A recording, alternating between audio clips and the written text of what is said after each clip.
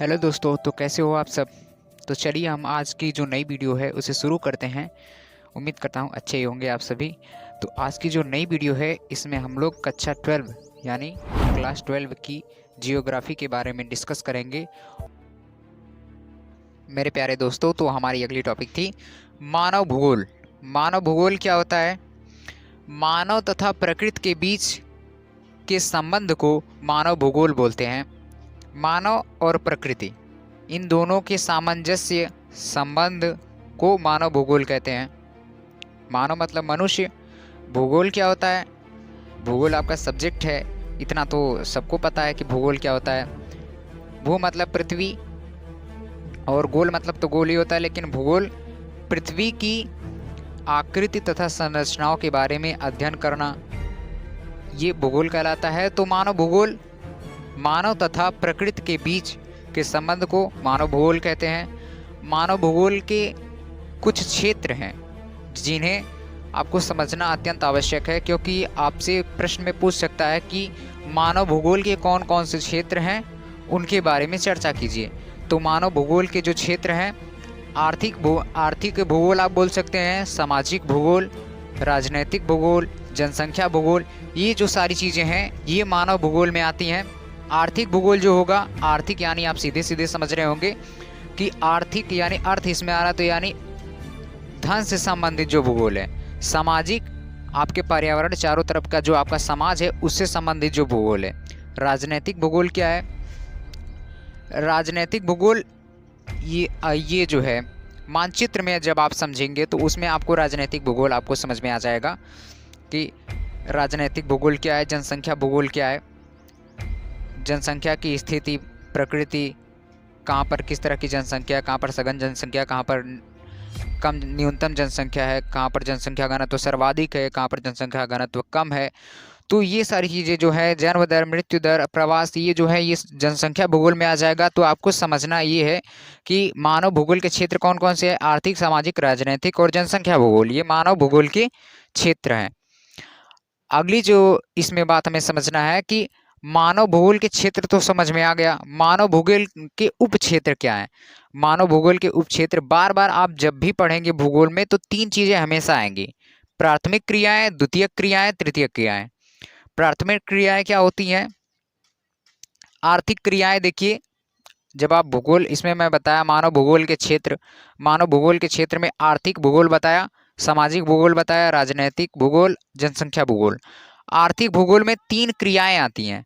पहला आती है क्रिया प्राथमिक क्रियाएं, द्वितीयक क्रियाएं, तृतीयक क्रियाएं, ये तीन क्रियाएं आती हैं। तो प्राथमिक क्रिया में कृषि, मत्स्य पालन, कुक्कुट पालन, यानी जितने भी पालन से संबंधित, जैसे आप कुक्कुट पालन, मत्स्य पालन जो आप बोलते हैं, और PC culture, AP culture, CP culture, वो जो सारी चीज़ें हैं ये जो पालन में आती हैं। कृषि से संबंधित चीज़ें आती हैं, उत्पादन से संबंधित चीज़ें आती हैं, खनन हुआ और शिकार हुआ, आखेट हुआ, और सारी चीज़ें जो हैं उत्पादन से संबंधित, कच्चे माल से संबंधित और कृषि से संबंधित जितनी भी चीज़ें हैं वो प्राथमिक क्रियाओं में आती हैं। और द्वितीय क्रिया में क्या आता है? द्वितीय क्रिया में निर्माण विनिर्माण से संबंधित चीज़ें आती हैं। उद्योग धंधे, फैक्ट्रियाँ, मिल फैक्ट्रियाँ, ये सारी चीज़ें जो होती हैं निर्माण से संबंधित चीज़ें द्वितीय क्रिया में आती हैं। तृतीय क्रिया क्या होती है? तृतीय क्रिया में आप समझेंगे सेवा क्षेत्रक। मैंने भी कुछ समय पहले ही बताया कि सेवा क्षेत्रक क्या होता है। सेवा क्षेत्रक में शिक्षा होता है, स्वास्थ्य होता है और बैंकिंग भी आता है। यानी सेवा, जो भी चीज़ सेवा करे, जैसे जो शिक्षक पढ़ाता है वो भी तो सेवा ही कर रहा है, तो वो किस में आएगा? वो आएगा तृतीय क्रिया में आएगा। परिवहन, एक देखिए प्राथमिक क्रिया में कोई भी चीज़ रहती है कच्चे माल के रूप में रहती है, तो वहाँ से कच्चे माल के रूप में रहती है कोई भी चीज़, या तो फसल ही हो गई। तो वहाँ से कृषि, मान लीजिए कृषि का उदाहरण लेते हैं, तो कोई फसल वहाँ से ली गई, फिर उसके बाद मिल फैक्ट्रियों में जा करके उसका स्वरूप बदला गया। मान लीजिए गन्ना फसल है, फिर उसे मिल फैक्ट्रियों में लाकर उसे चीनी में बदला गया। फिर चीनी के बाद अब उस चीनी को बाजार में भी तो ले जाना है, तो बाजार में ले जाने के लिए परिवहन की आवश्यकता होगी। तो परिवहन, जो गन्ना है प्राथमिक क्रिया में आएगा, चीनी जो है वो मिल फैक्ट्रियों में बनी है तो वो द्वितीय क्रिया में आएगी, और चीनी का परिवहन जो है, जो सेवा उसमें प्राप्त हुई है, वो आता है तृतीयक क्रिया में। तो ये आपको समझ में आ गया होगा कि मानव भूगोल के उप क्षेत्र क्या है। मानव भूगोल के उप क्षेत्र तीन ही है, प्राथमिक क्रिया, द्वितीयक क्रिया, तृतीयक क्रिया है, जिसे आप बोल सकते हैं कृषि, और दूसरी चीज उद्योग, तीसरा व्यापार। व्यापार भी तृतीयक क्रियाओं में आता है। भौगोलिक विचारधाराएं हैं मानव भूगोल से संबंधित। यहाँ पर आपको नियतिवादी विचारधारा पढ़ना है, नव निश्चयवाद विचारधारा पढ़ना है, और संभववाद विचारधारा को पढ़ना है। तो नियतिवादी या निश्चयवादी विचारधारा क्या है? नियतिवादी विचारधारा को निश्चयवादी विचारधारा भी बोलते हैं।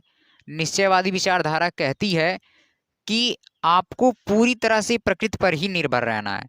जो पहले के आदिमानव थे वो पूरी तरह से ही प्रकृति पर निर्भर थे। प्रकृति जब चाहे उन्हें जिस तरह से चाहे अपने उंगली पर घुमा सकती थी, आप ये बोल सकते हैं। प्रकृति के अनुरूप ही जीवन व्यतीत करना। मान लीजिए बहुत ज़्यादा तापमान है तो तापमान को सहन करना। अब का जो मनुष्य है वो क्या करता है, अपने हिसाब से स्थितियों को बदल देता है, अपने अनुकूल बना लेता है प्रकृति को भी। तापमान ज़्यादा है तो एसी लगवा लेगा, और तापमान बहुत ज़्यादा कम है तो उसके बाद हीटर लगवा लेगा।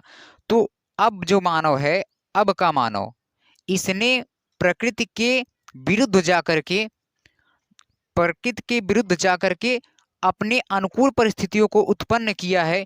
ये जो विचारधारा मैं बता रहा हूं अब वाली, ये कहलाती है संभववाद विचारधारा। यानी इस समय इंसान जो भी चीजें सोच सकता है वो संभव है, जो भी चीजें सोच सकता है। एक दार्शनिक ने कहा है कि इंसान जो कुछ भी सोच सकता है वो चीज संभव है।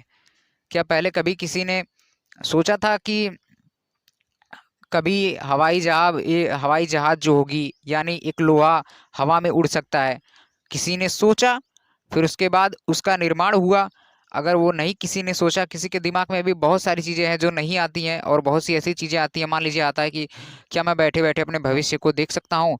तो हाँ, ये भी भविष्य में आने वाले समय में संभव होगा, क्योंकि जो चीज़ इंसान सोच सकता है वो संभव हो सकती है। तो ये संभववाद की विचारधारा है कि इंसान ने प्रकृति को अपने अनुकूल परिस्थितियां उत्पन्न करके प्रकृति को मात दिया है। तो ये होता है संभववाद की विचारधारा।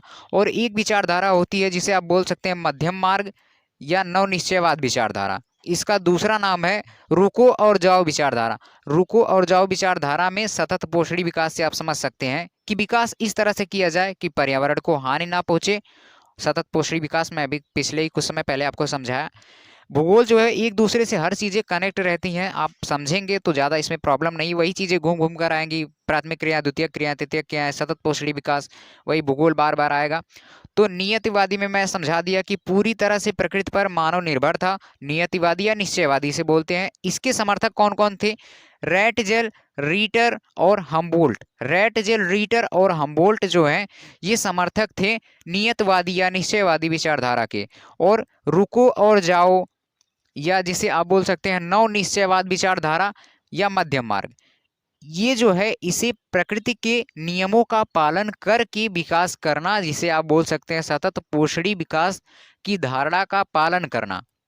विकास इस तरह से किया जाए कि पर्यावरण को हानि भी ना पहुंचे, भावी पीढ़ियां को, यानी आने वाली जो पीढ़ियां हैं उनको उनके अधिकारों का हनन भी ना किया जाए। तो ये जो होता है इसे नवनिश्चयवाद विचारधारा कहते हैं।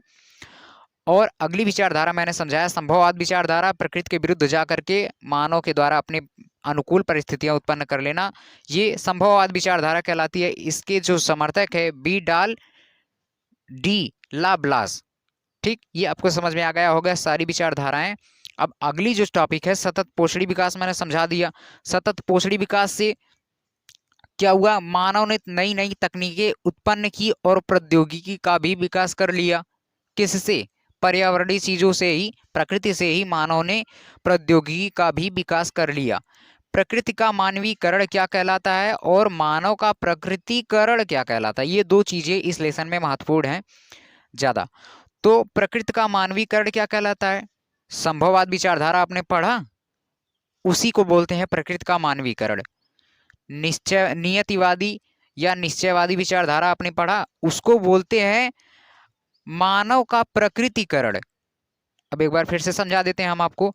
मानव का प्रकृतिकरण क्या होगा कि मानव का पूरी तरह से प्रकृति पर निर्भर हो जाना मानव का प्रकृतिकरण कहलाता है। और प्रकृति का मानवीकरण क्या कहलाता है? प्रकृति में हस्तक्षेप करके उसको अपने अनुकूल बना लेना, ये प्रकृति का मानवीकरण कहलाता है। ये आपको समझ में आ गया होगा।